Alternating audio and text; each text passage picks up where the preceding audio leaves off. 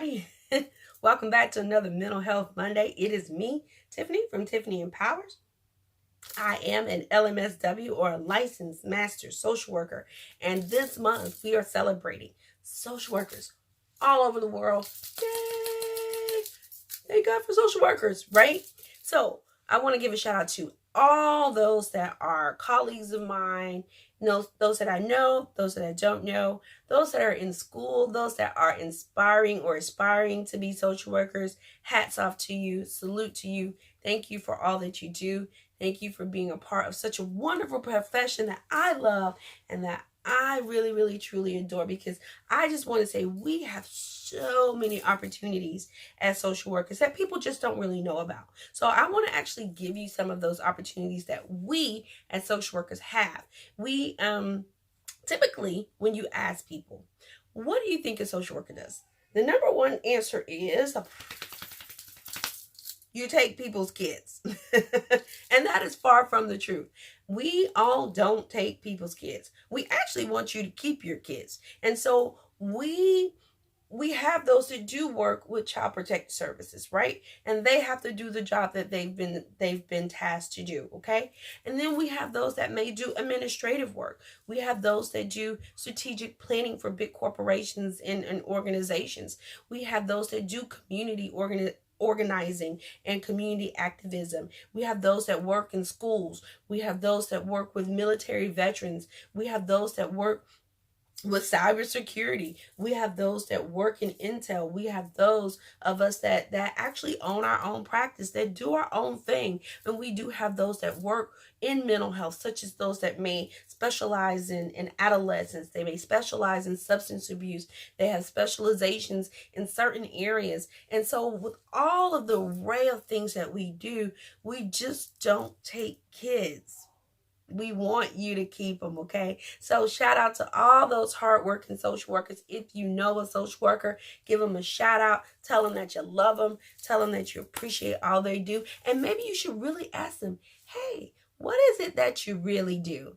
And let's elevate the profession. It's a great profession. It's an honorable profession, and we can actually do some good work when we honor and we respect the social workers out here in this world. Good. Let's get into it. Tonight, we're talking about non-aggressive communication. If you missed any of our communication series from the last two or the previous 2 Mondays, please head on over and check that out, okay? If you hear the babies, this is a busy time in my house that I'm doing this. So just hear it, but don't hear it, okay? Okay, so make sure, if you have not already subscribed, you hit that notification button so that you do not miss a minute of Mental Health Mondays right here. I'm super excited to be doing this with you and for you, and hopefully it is enhancing your life as it is enhancing mine. So, non-assertive communication in the African American community, or passive communication. That's what typically we used to call it. Now it's non-assertive. Okay. Usually they typically define it as it is a failure to express feelings.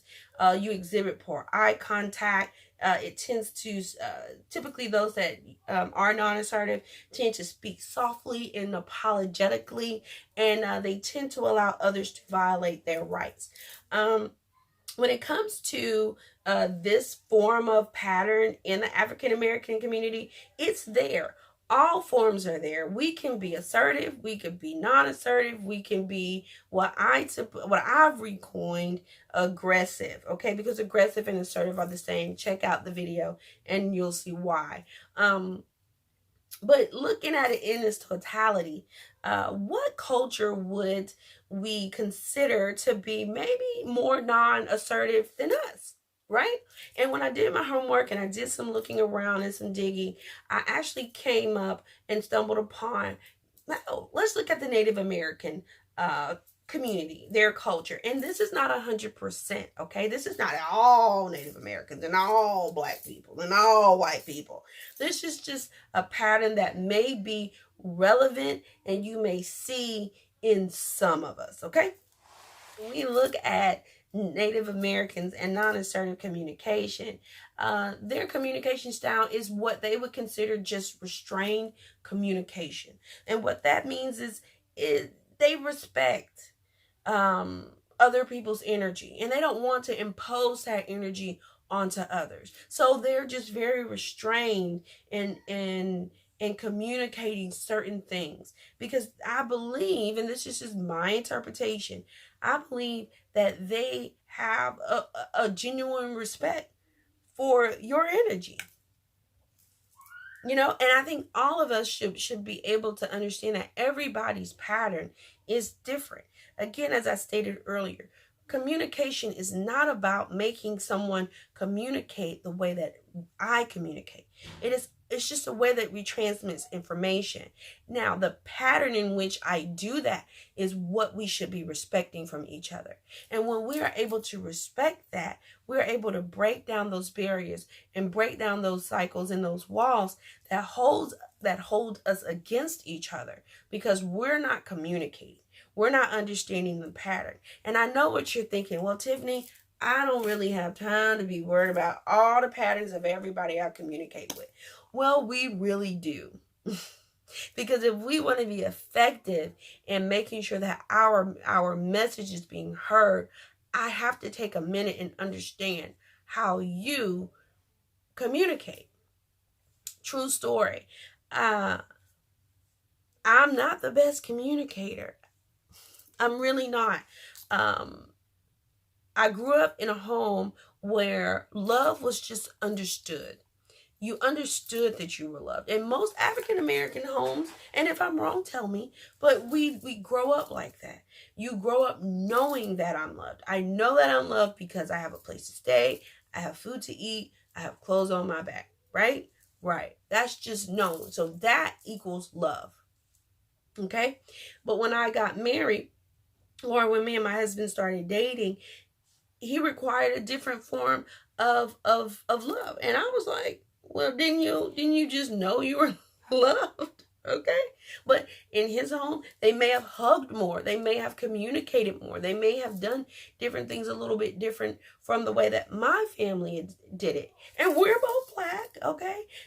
And that's why I'm bringing that up. So what I had to do is learn, let me write down how I feel, because I just didn't express those things. You just, as a, and that we do that in an African American home. Well, children are to be seen and not to be heard. Okay, I know I am the only one, even though we're adults, because sometimes if I did not do it as a child, I'm typically not going to do it as an adult, because I don't know how to do it. It doesn't make me non-assertive. It just means I don't know how to do that effectively. Okay. And to those people that are dealing with someone that may not know how to communicate effectively, and you're taking that and we are manipulating it, and we're using it to violate people, that is just straight up abuse. And I'm going to say, stop it. Okay. So when me and my husband started dating, I started to write things down for him, because I found it better to write.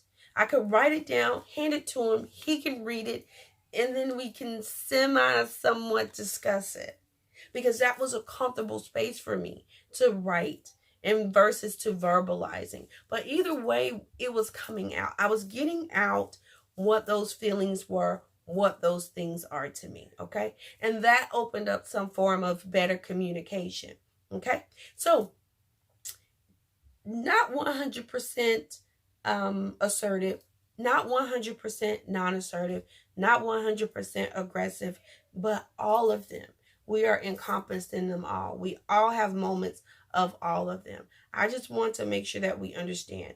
We cannot see someone that is vulnerable and they're not the best communicators, and we take advantage of that. That's just straight up wrong. Okay. If you find yourself having issues being a communicator, I always tell you to seek professional help. Journaling is good. If you just can't get to therapy, journaling is good. Reading other articles, watching me, well, it's good to help us communicate and get better at it. Last little tidbit. One of my subscribers said, "Hey, Tiff, what does this have to do with mental health?" And I'm so glad they brought this up. I need a sip of water.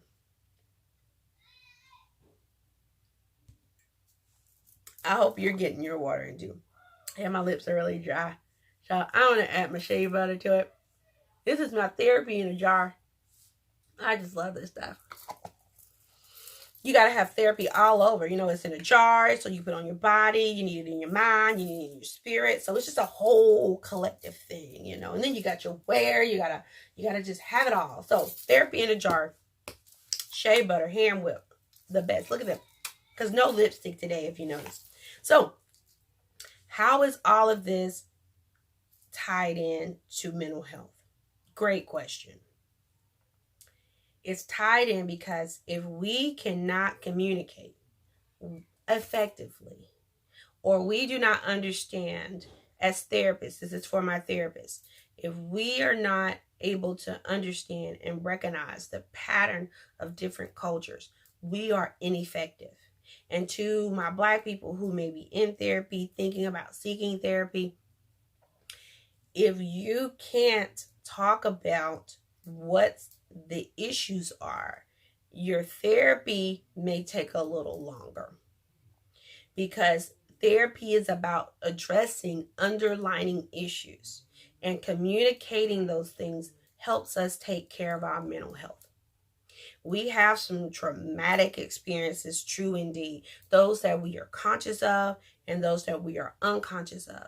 And until we are able to communicate, get those things out, understanding our own patterns, understanding how we exchange information amongst each other, then and only then are we able to break down those barriers that we even have in our own community. Okay, understanding that Native American people aren't going to communicate the way that we do. That's perfect, because then when I get in the presence of my Native American brothers and sisters, I understand, you know what? He ain't non-assertive. He just decided, you know what? I don't want to impose my energy on you, so I'm going to let you speak, and I'm just going to restrain what I think.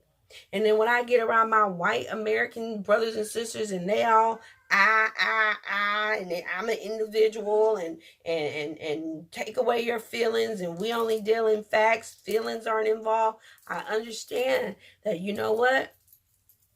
That's their pattern. And when I get around my brothers and sisters, and we doing this, and we snapping, and we rolling our neck, and we high-fiving, and we like Pete, and we like Drake, and all this other stuff, that's just our patterns. And I understand how to navigate through all the surfaces of that. Now, nothing is 100%. I keep trying to reiterate that. But when we have a baseline of how people communicate, we can be better, effective communicators. That takes care of our mental health. So if you have any questions, any comments, if you like this video, if you were totally confused, leave it down in the comment box below. I'd love to hear from you. You can visit my website, www.tiffany-empowers.com, for just a abbreviated version of this, any resources, where I might be in the upcoming weeks. Excuse me, my nose is itching. Also, you can find me on all social medias. You can find that in the description box below. Until next week, which take care of your mental, and I will do the same. Make sure you share this. See you next week.